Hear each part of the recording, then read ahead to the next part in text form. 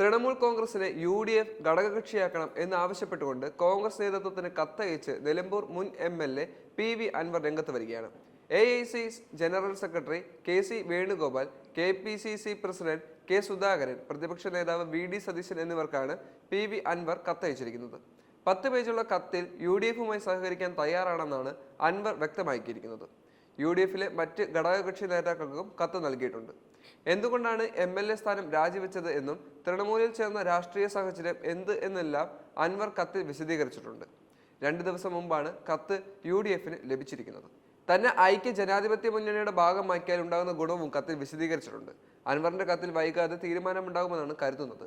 KPCCയുടെ രാഷ്ട്രീയ കാര്യസമിതി യോഗത്തിൽ അൻവറിന്റെ കത്ത് ചർച്ചയ്ക്കെടുക്കും. അതേസമയം അൻവറിനെ പെട്ടെന്ന് മുന്നണിയിൽ എടുക്കേണ്ടതില്ല എന്ന അഭിപ്രായവും നേതാക്കൾക്കിടയിലുണ്ട്. കഴിഞ്ഞ ആഴ്ച അൻവർ MLA സ്ഥാനം രാജിവെച്ചത്.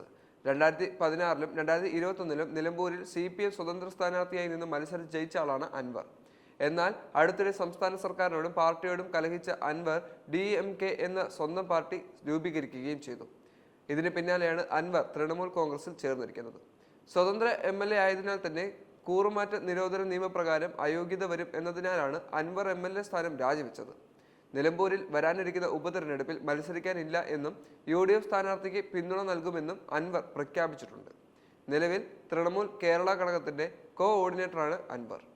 മലപ്പുറം DCC പ്രസിഡന്റ് VS ജോയിയെ നിലമ്പൂരിൽ സ്ഥാനാർത്ഥിയാക്കണമെന്നാണ് അൻവറിന്റെ നിർദ്ദേശം. ആര്യാടൻ ഷൗക്കത്ത് മത്സരിച്ചാൽ പിന്തുണയ്ക്കില്ലെന്നും വ്യക്തമാക്കിയിട്ടുണ്ട്.